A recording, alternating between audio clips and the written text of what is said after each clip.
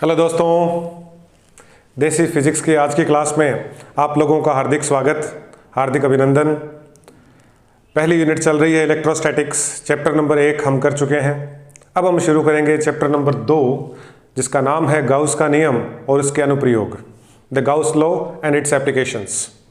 इस पाठ में हम गाउस का नियम सीखेंगे और इसको किस प्रकार से काम में लिया जाता है, इससे विद्युत क्षेत्र की तीव्रता अलग अलग प्रकार के आवेश वितरण के कारण किस प्रकार ज्ञात की जाती है वो सीखेंगे। लेकिन उसको शुरू करने से पहले हम सीखेंगे एक परिभाषा, विद्युत फ्लक्स, जो एक बहुत इंपॉर्टेंट कॉन्सेप्ट है और इस पाठ में और आगे आपके बहुत काम आएगी। तो स्टार्ट करते हैं विद्युत फ्लक्स से।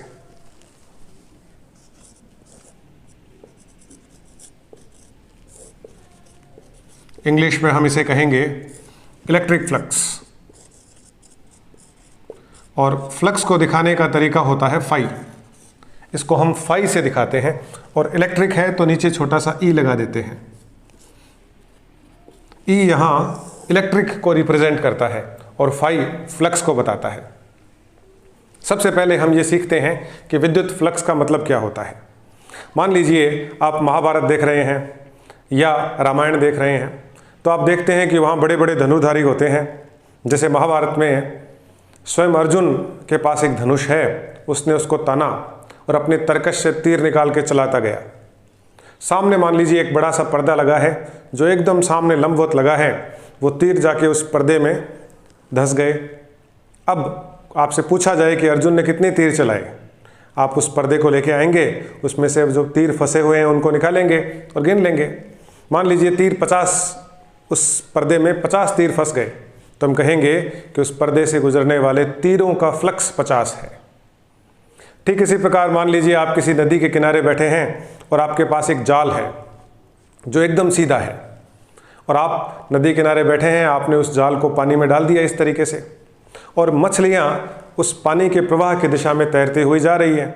तो जब वो उस जाल से टकराएंगी तो उस जाल में फंस जाएंगी, और जाल ऐसा स्पेशल है कि एक बार जो मछली उसमें टकरा गई वो उसमें फिट हो जाएगी, उसमें फंस जाएगी। अब आपसे कोई पूछे कि बताइए कि उस जाल में कितनी मछलियां फंसी हैं, तो बड़ा आसान है, आप जाल को बाहर निकालेंगे और मछलियों की संख्या गिन लेंगे। मान लीजिए 50 मछलियां टकराई, तो हम कह देंगे मछलियों का फ्लक्स 50 है। अब धीरे धीरे आपको फ्लक्स शब्द समझ में आ रहा होगा। फ्लक्स का मतलब होता है संख्या। यहां हम सीखना चाह रहे हैं विद्युत फ्लक्स। तो विद्युत फ्लक्स का तात्पर्य होगा किसी पृष्ठ या किसी तल या किसी क्षेत्रफल से गुजरने वाली विद्युत क्षेत्र रेखाओं की संख्या। मान लीजिए हमारे पास कोई पृष्ठ है, कोई तल है, कोई जाल है, कोई क्षेत्रफल है, वह विद्युत क्षेत्र के लंबवत रखा है। तो विद्युत क्षेत्र के लंबवत उसमें से गुजरने वाली जो क्षेत्र रेखाओं की संख्या है, उसे ही हम विद्युत फ्लक्स कहते हैं। तो इसकी परिभाषा नोट करते हैं। विद्युत क्षेत्र में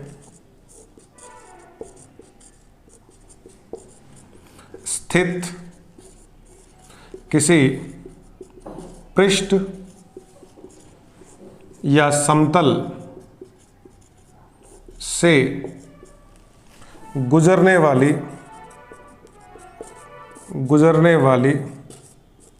विद्युत क्षेत्र रेखाओं की कुल संख्या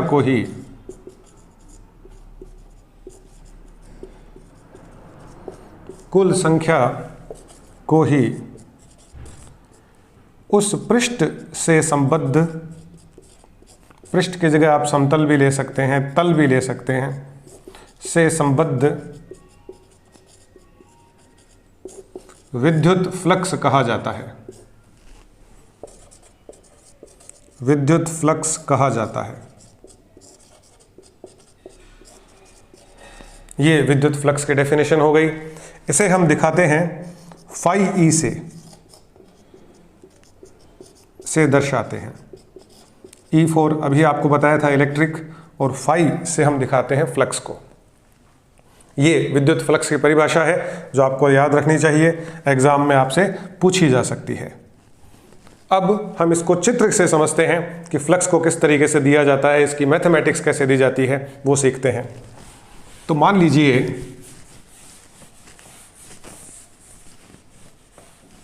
कि किसी स्थान पर विद्युत क्षेत्र इस प्रकार से है, इस तरीके से हमें विद्युत क्षेत्र रेखाएं दे रखी हैं और यहाँ विद्युत क्षेत्र की तीव्रता का परिमाण मान लीजिए E है और विद्युत क्षेत्र की तीव्रता E सदिश है और यहाँ हमने एक क्षेत्रफल इस तरीके से रख दिया और इस क्षेत्रफल का क्षेत्रफल सदिश जो है वो इस तल के लंबवत यूं बाहर की तरफ है। अब एक नया शब्द आ गया, क्षेत्रफल सदिश। ये क्या है? कोई नई बात नहीं है। विद्युत फ्लक्स को समझाने के लिए आगे आप 8वें पाठ में पढ़ेंगे चुंबकीय फ्लक्स।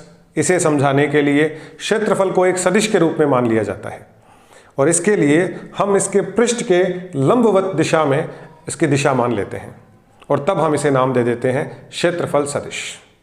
और इस क्षेत्रफल सदिश और ई सदिश के बीच मान लीजिए कोण थीटा है।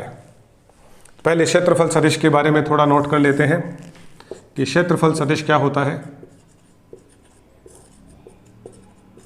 इंग्लिश में आप इसे कह सकते हैं एरिया वेक्टर और इसको अपन शो करते हैं कैपिटल ए सदिश या कैपिटल एस सदिश से। कुछ बुक्स में कैपिटल एस सदिश लिखा जाता है, कुछ बुक्स में इसको कैपिटल ए सदिश लिखा जाता है। और यदि छोटा क्षेत्रफल है तो यहाँ डी लगा देते हैं या यहाँ भी डी लगा सकते हैं। अब ये क्या है? तो हम कहते हैं कि मान लीजिए ये हमारे पास कोई क्षेत्रफल है इस तरीके से और इसके तल के लंबवत ये दिशा है, तो परिमाण तो है ए और दिशा है ये। तल के लंबवत दिशा को हमेशा एन कैप से दिखाया जाता है, तो परिमाण और दिशा का गुणनफल एक सदिश बन जाता है। इस सदिश को ही हम कहते हैं क्षेत्रफल सदिश। तो क्षेत्रफल सदिश वह सदिश है जिसकी दिशा इसके तल के लंबवत ली जाती है। आप लिख सकते हैं कि क्षेत्रफल सदिश की दिशा इसके तल के लंबवत ली जाती है और इसे ये जो लंबवत दिशा है इस लंबवत दिशा को एन कैप से दर्शाते हैं। इस लंबवत दिशा को एन कैप से दर्शाते हैं।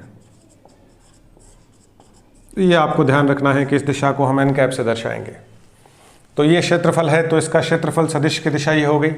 इस दिशा में हमने ए सदिश बना दिया और ए सदिश और ई सदिश के बीच कोण मान लीजिए थीटा है। तो यदि किसी स्थान पर विद्युत क्षेत्र की तीव्रता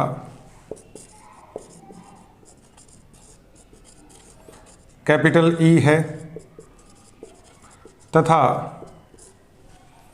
वहां उपस्थित पृष्ठ का क्षेत्रफल कैपिटल ए है और ई सदिश व ए सदिश के मध्य कोण थीटा है। देख सकते हैं आप।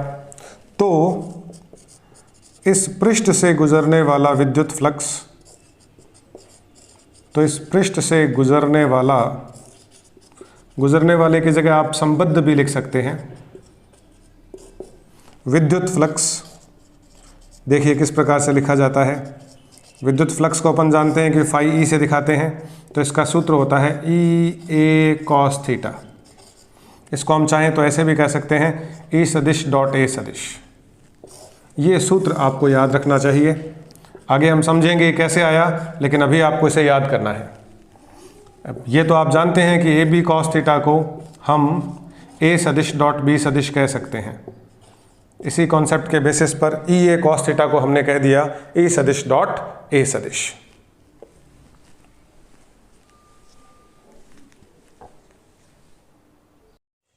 विद्युत फ्लक्स का सूत्र अभी हमने सीखा कि इस प्रकार से दिया जाता है ई ए कॉस थीटा, या हम इसको लिख सकते हैं ए सदिश डॉट ए सदिश।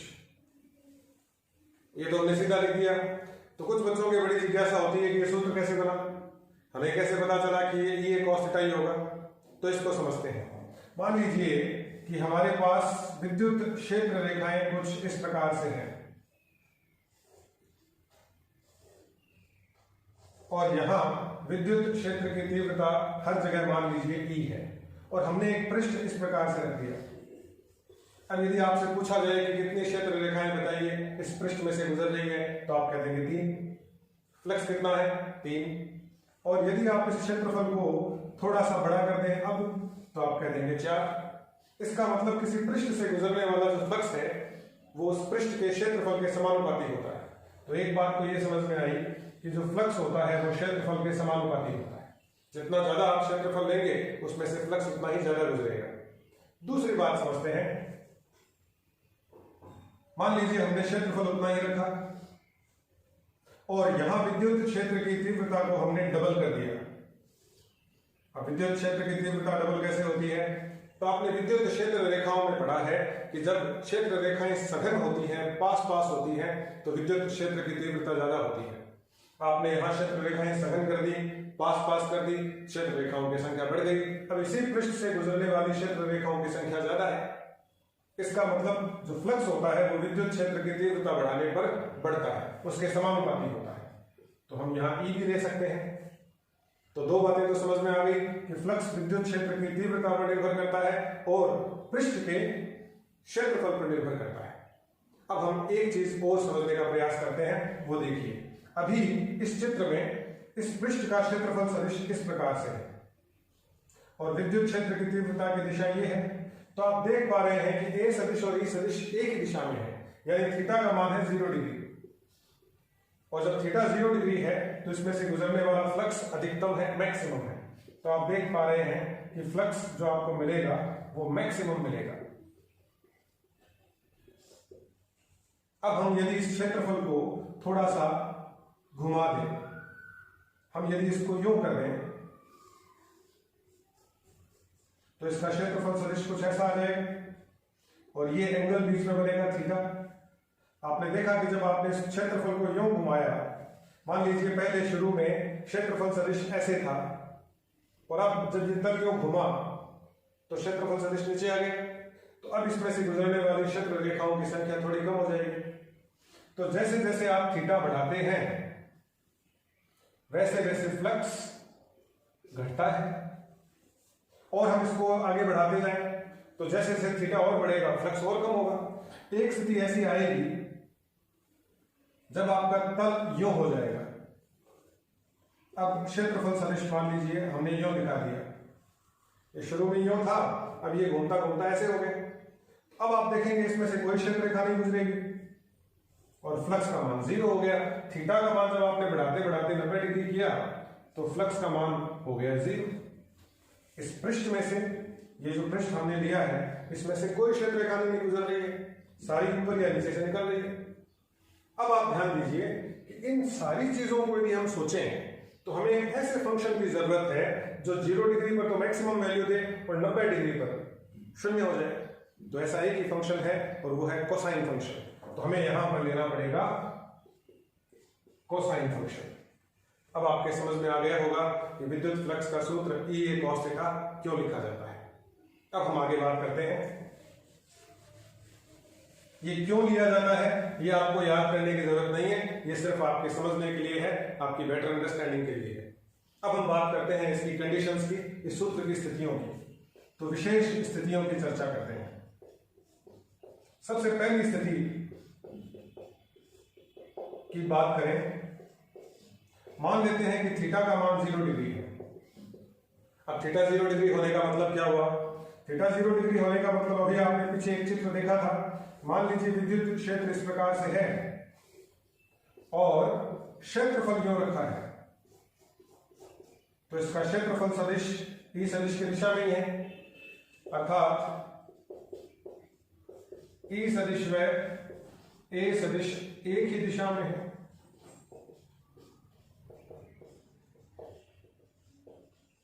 या अब ध्यान दीजिएगा, जब E सदिश और A सदिश एक ही दिशा में होते हैं तब ये जो पृष्ठ है या ये जो तल है ये क्षेत्र के लंबवत होता है या पृष्ठ विद्युत क्षेत्र के लंबवत है। अब कई बच्चे इस लैंग्वेज से कंफ्यूज हो जाते हैं। वो सोचते हैं कि लंबवत है, ये की दिशा है, क्लियर करो, ये क्या पंगा है। तो ध्यान से समझिए, पृष्ठ तो है विद्युत क्षेत्र के लंबवत और क्षेत्रफल सदिश है विद्युत क्षेत्र के समांतर। और सूत्र में जो हम थीटा रखते हैं वो क्षेत्रफल सदिश और ई सदिश के बीच का कोण होता है। ए सदिश और ई सदिश के बीच का कोण होता है, ना कि तल का कोण। तो लैंग्वेज में हम ये कह सकते हैं, लेकिन हमें एंगल ई सदिश और ए सदिश के बीच का ही लेना है। तब देखते हैं फ्लक्स क्या मिलेगा। तो हम लिखेंगे ई ए कॉस 0 डिग्री। हमें पता है कि कॉस 0 डिग्री जो है वो मैक्सिमम वैल्यू होती है कॉस फंक्शन की, 1 होती है।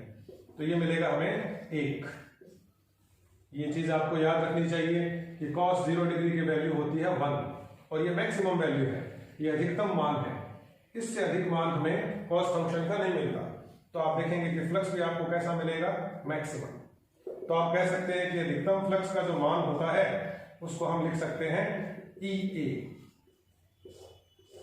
तो इस सिचुएशन में किसी पृष्ठ से गुजरने वाला फ्लक्स मैक्सिमम होता है, अधिकतम होता है और उसका परिमाण होता है ई ए। आप चित्र से भी देखें, इस तरीके से जब आप पृष्ठ को रखेंगे तो इसमें से गुजरने वाली क्षेत्र रेखाओं की संख्या सर्वाधिक होती है। अब हम बात करेंगे सेकंड कंडीशन की। यदि थीटा का मान 90 डिग्री है, 90 डिग्री का तात्पर्य क्या हुआ कि मान लीजिए विद्युत क्षेत्र इस प्रकार से है और हमने तल को यूं रख दिया, ये रहा क्षेत्रफल सदिश। नीचे की तरफ भी हो सकता है। अब आप देखें ये एंगल है theta is equal to 90 degree, अर्थात ई सदिश व ए सदिश परस्पर लंबवत है, एक दूसरे के अभिलंबवत है। या पृष्ठ विद्युत क्षेत्र के समांतर है। आप अनुदिश में लिख सकते हैं, यह पृष्ठ विद्युत क्षेत्र के अनुदिश हो गया।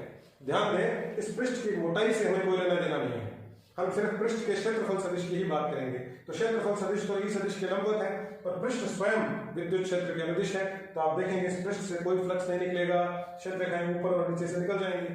तो सूत्र से देखते हैं क्या मिलता है। यहां रखेंगे cos 90 डिग्री और cos 90 डिग्री हमें पता है 0 होता है, तो यहां वैल्यू रखेंगे 0, तो आपको फ्लक्स मिलेगा 0।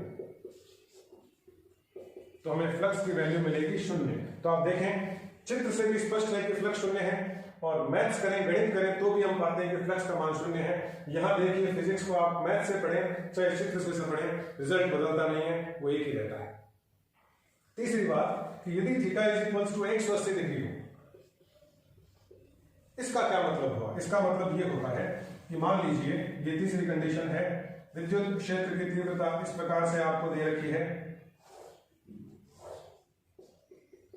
आपने क्षेत्रफल यूं रखा और क्षेत्रफल सदिश इस तरफ ले लिया। तब आप देखेंगे कि थीटा की वैल्यू हो जाएगी 180 डिग्री। ई सदिश और ए सदिश परस्पर विपरीत दिशा में है, एक दूसरे के विपरीत है।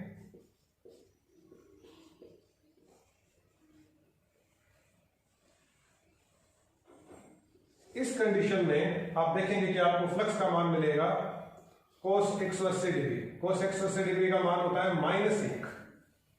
cos 180 डिग्री की वैल्यू होती है -1, तो आपको मिलेगा फ्लक्स का मान -EA।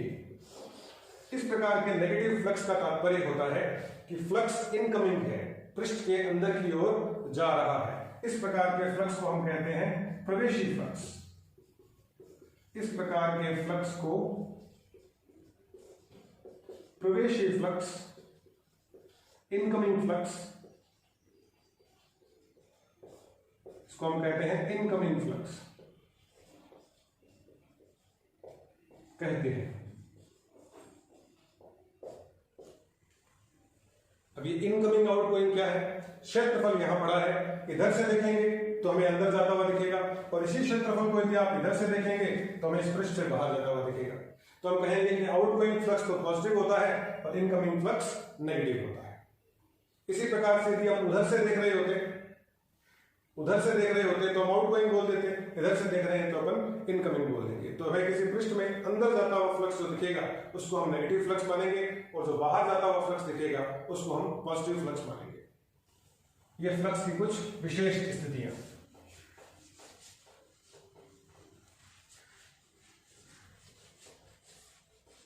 अब हम बात करते हैं विद्युत फ्लक्स के मात्रक की। विद्युत फ्लक्स का मात्रक, यूनिट, इसकी यूनिट क्या है ये हम देखते हैं। मात्रक हमेशा सूत्र से बनते हैं। तो अभी हमने देखा कि फ्लक्स का सूत्र होता है ई ए कॉस थीटा। मात्रक इसी से बन जाएगा। देखिए ई का मात्रक होता है न्यूटन बटे कूलम, और ए का मात्रक होता है मीटर स्क्वायर। क्षेत्रफल को मीटर स्क्वायर में नापते हैं ऐसा ही पद्धति में। और कॉस थीटा का कोई मात्रक नहीं होता, तो आपका मात्रक बन चुका है न्यूटन बटे कूलम गुणा मीटर स्क्वायर। एक और भी बना सकते हैं। आपने ई का मात्रक ये भी सीखा है वोल्ट बटा मीटर, और एरिया का मात्रक है मीटर स्क्वायर। तो आप एक मीटर को कट कर दीजिए तो मात्रक बनेगा वोल्ट गुणा मीटर। तो आप इसका मात्रक न्यूटन गुणा मीटर स्क्वायर बटा कूलम भी कह सकते हैं और वोल्ट मीटर भी कह सकते हैं। अब आते हैं विमीय सूत्र पर। विमीय सूत्र हमेशा मात्रक से बनता है। देखिए बड़ा आसान है। न्यूटन का विमीय सूत्र हमें याद है m1 L1 T-2। Metre square length का स्क्वायर है, और कूलम हम जानते हैं A1 T1 होता है, या सिर्फ AT भी कह सकते हैं। इन घातों को ऊपर लाते हैं। m1 L की 1 घातीय और 2 घातीय गुणा में है तो हो जाएगी L की घात 3। ये T की घात 1 ऊपर आएगी तो माइनस हो जाएगी, और -2 में -1 जोड़ेंगे तो -3 हो जाएगी, और A की घात ऊपर जाके हो जाएगी -1। तो विद्युत फ्लक्स का विमीय सूत्र m1 L3 T-3 A-1 होता है। लेकिन इसे आप रटेंगे नहीं, ये आराम से मात्रक की सहायता से बनाया जा सकता है। यदि हमें कहा जाए कि किसी पृष्ठ से गुजरने वाला विद्युत फ्लक्स लिखिए, उसको हम किस तरीके से लिखते हैं वो हम अब सीखेंगे। इसको सीखने से पहले ये सीखते हैं कि एक छोटे से टुकड़े से गुजरने वाला विद्युत फ्लक्स कैसे लिखा जाता है। इसको यूं भी कह सकते हैं कि किसी अल्पांश से गुजरने वाला विद्युत फ्लक्स कैसे लिखा जाता है। मान लीजिए किसी स्थान पर विद्युत क्षेत्र रेखाएं इस प्रकार से हैं, और यहां विद्युत क्षेत्र की तीव्रता E सदिश है। यहां मान लीजिए हमारे पास एक छोटा सा क्षेत्रफल है जिसको हम कह देंगे अल्पांश क्षेत्रफल। इसका क्षेत्रफल सदिश इस प्रकार से है ds सदिश, और ds सदिश और E सदिश के बीच कोण मान लीजिए थीटा है। तो इस अल्पांश से गुजरने वाला विद्युत फ्लक्स कैसे लिखा जाएगा, पहले ये सीखते हैं। किसी अल्पांश क्षेत्रफल और अल्पांश क्षेत्रफल को कैसे दिखाएंगे, ds सदिश से गुजरने वाला विद्युत फ्लक्स किस प्रकार से लिखते हैं। तो बेसिक सूत्र याद करिए फ्लक्स का, वही है। फ्लक्स को हम फाई से दिखाते हैं, ई लगा के, अल्पांश है तो आगे डी लगा देंगे, इज इक्वल्स टू ई सदिश डॉट ds सदिश। या आप ऐसा भी कह सकते हैं ई ds cos थीटा। ये किसी अल्पांश से गुजरने वाले विद्युत फ्लक्स को लिखने का तरीका है। लेकिन हमें कहा गया है किसी पृष्ठ से गुजरने वाला विद्युत फ्लक्स याद करिए, उसका सूत्र लिखिए। अब देखते हैं कि मान लीजिए हमें किसी बड़े पृष्ठ की बात की जाए। इस प्रकार से हमें एक बड़ा पृष्ठ दिया है। इस बड़े पृष्ठ पर हर जगह विद्युत क्षेत्र अलग अलग है। यहां अलग है, यहां अलग है, यहां अलग है, यहां। किसी भी स्थान पर आप देखेंगे तो विद्युत क्षेत्र मान लीजिए एक समान नहीं है, और आपको इस पूरे पृष्ठ से गुजरने वाला फ्लक्स भी ज्ञात करना है। तो हम इस पूरे पृष्ठ को ऐसे बहुत सारे छोटे छोटे टुकड़ों में बांट लेंगे। जब भी हम किसी समस्या को एक साथ हल नहीं कर पाते हैं तो हम उसको छोटे छोटे टुकड़ों में बांट के सॉल्व करते हैं। तो अब हम इसको बहुत सारे छोटे छोटे अल्पांशों में विभाजित कर लेंगे, और ये अल्पांश इस प्रकार के होंगे कि उन पर ई सदिश का मान नियत माना जा सके और प्रत्येक अल्पांश को समतल माना जा सके। हमें क्या करना है, हमें दो चीजें ध्यान रखनी है। पहली बात तो अल्पांश को क्या माना जा सके, समतल माना जा सके, ये ध्यान रखना है, माना जा सके, ऐसे अल्पांश बनाने हैं। और दूसरा ये ध्यान रखना है कि अल्पांश पर ई को नियत माना जा सके, ई सदिश को नियत माना जा सके। इस प्रकार के बहुत सारे अल्पांशों में हम इस पूरे पृष्ठ को तोड़ देंगे। मान लीजिए ऐसा ही ये कोई अल्पांश है जहां विद्युत क्षेत्र की तीव्रता है ई आई सदिश। अब इस छोटे से पूरे अल्पांश पर हर जगह ई आई सदिश है और इसका जो क्षेत्रफल सदिश है वो मान लीजिए डेल्टा ए आई सदिश है और यहां एंगल है थीटा आई। तो हम लिख सकते हैं किसी आईवें अल्पांश से गुजरने वाला विद्युत फ्लक्स, गुजरने वाला, या आप संबद्ध भी लिख सकते हैं विद्युत फ्लक्स, उसको इस प्रकार से लिखा जा सकता है delta phi I is equals to E I सदिश डॉट डेल्टा ए आई सदिश। आई का मान कुछ भी हो सकता है, 1 2 3 4 5, मान लीजिए इसके 100 अल्पांश है तो 1 से लेकर 100 तक कुछ भी हो सकता है। अब आपको कहें कि इस पूरे पृष्ठ से क्या गुजरेगा, तो संपूर्ण पृष्ठ से गुजरने वाला फ्लक्स हम इन सब फ्लक्सों को जोड़ देंगे। गुजरने वाला फ्लक्स हमें यदि बताना हो तो इन छोटे छोटे टुकड़ों से जितना भी टोटल फ्लक्स निकलेगा वो इन सब फ्लक्सों के योग के तुल्य होगा। बीजगणितीय योग कर देंगे क्योंकि हमें पता है कि फ्लक्स एक अदिश राशि है, तो सीधा बीजगणितीय योग करने पे हमें कुल फ्लक्स प्राप्त हो जाएगा।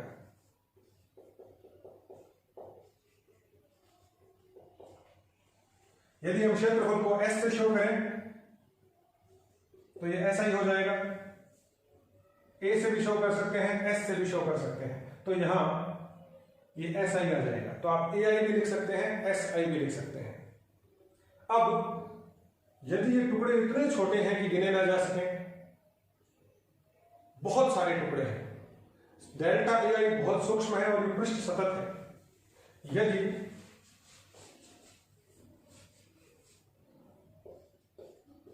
पृष्ठ सतत है